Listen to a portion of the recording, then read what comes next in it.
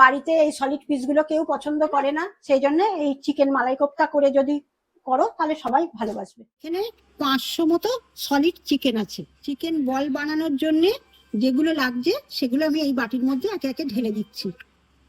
কাঁচা লঙ্কা, পেঁয়াজ, রসুন আর আদা,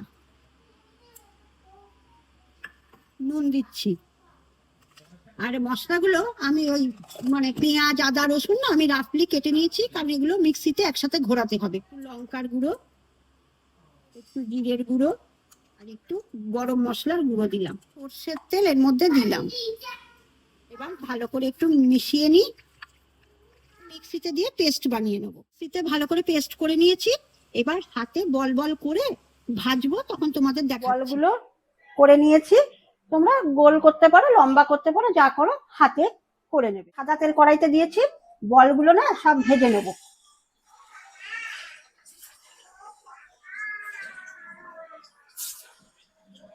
একবারে বেশি বল দিও না, অল্প অল্প করে দেবে, নাহলে গায়েটাই লেগে যেতে পারে। চিকেন বলগুলো এইভাবে গোল্ডেন ব্রাউন করে ভেজে নেবে। তেলের মধ্যেই না, চিকেন ভাজার তেলটার মধ্যেই আমি একটু গোটা গরম মশলা ফোড়নের মতো দিয়ে দিলাম। এইবারে এই যে পেঁয়াজ, কাঁচা লঙ্কা, আদা, রসুন এগুলো আমি একটু নেড়ে নেব। এগুলো আবার মিক্সিতে না পেস্ট করতে হবে। কড়াইটা একটু পুড়ে মতো গেছে, কিন্তু রান্না করতে গেলে ওটা হয়ই, ওটার জন্য কোনো ব্যাপার না। এটা তো মিক্সিতে পেস্ট হবে। আমি তারপর কড়াইটা পাল্টে নেব। এর মধ্যে না কটা কাজু দিয়ে দেবো, এই ব্যাস, আর লাগবে। এবার এটাকে আমি নামিয়ে না ঠান্ডা করব, করে এর মধ্যে একটু দুধ মিশিয়ে আমি মিক্সিতে পেস্ট করব। সব ঠান্ডা হয়ে গেছে, মিক্সিতে ঢেলে ফেলেছি। এবার এর মধ্যে আমি সামান্য দুধ মেশাচ্ছি। এবার আমি পেস্টটা করে নেবো। ফ্রাই প্যানের মধ্যে না আমার যে ওই বল ভাজা তেলটা ছিল ওটাই ঢালছি, অন্য তেল আর নিইনি কিন্তু।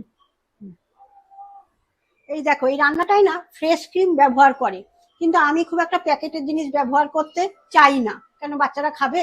সেই জন্য আমি দুধটা ভালো করে জাল দিয়েছি, দিয়ে সরটা তুলে নিয়েছি, আর তার মধ্যে অল্প একটু আমুল মিশিয়ে দিয়ে এটা গুলে নিয়েছি।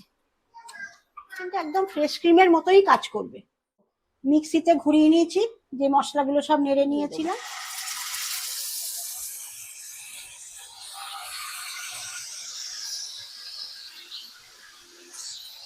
এই রান্নাটাতে না জল ব্যবহার করা যাবে না, তাই আমি মিক্সির বাটিটা দুধ দিয়ে ধুয়ে এই দিয়ে দিলাম। না, নামটা যেহেতু চিকেন মালাই কোপ্তা, সেই জন্য এর মধ্যে না কোনো জল ইউজ করবে না, দুধ দিয়েই করবে। আর যদি ফ্রেশ ক্রিম কেউ চাও দিও, অসুবিধা নেই। এখানে মশলা বলতে নুন লাগবে, যেটা পরিমাণ মতো, নুনের গুঁড়ো লাগবে, এই যে গরম মশলার গুঁড়ো লাগবে, আর কিছু লাগবে না।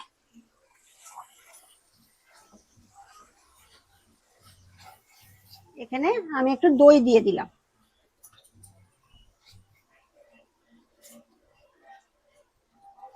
যখন দেখবে এই দেখো রান্নাটার মধ্যে কেমন তেল ছেড়ে গেছে, তখন এর মধ্যে ফ্রেশ ক্রিম যে যা দেবে, বা আমি যেরকম করে দিলাম বললাম সেরকমটা দিয়ে দেবে এই সময়তে।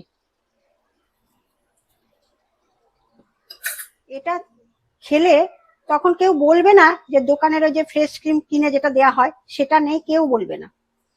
দেখবে তোমরা ট্রাই করো। দুধ দিয়ে না আমি এটাকে একটু ফুটতে দিয়েছিলাম, দেখেছো ফুটে গেছে। এইবার আমি এই বলগুলো দিয়ে দেবো।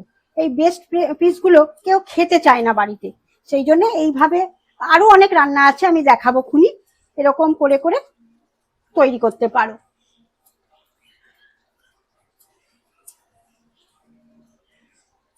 এই রান্নাটা খেতে খুব সুন্দর হয়। এটা তোমরা রুটি দিয়েও খেতে পারবে, ফ্রাইড রাইস দিয়েও খেতে পারবে, পরোটা, যা মনে হয় সব দিয়ে এটা খাওয়া যায়। এটা এবার তেল ছেড়ে গেছে, এটা আমি এবার নামিয়ে নেবো। কোপ্তা রেডি হয়ে গেছে। বাড়িতে এই সলিড পিসগুলো কেউ পছন্দ করে না, তাই জন্য রান্না করে যদি খাওয়াও সবাইকে, সবাই ভালো বলবে।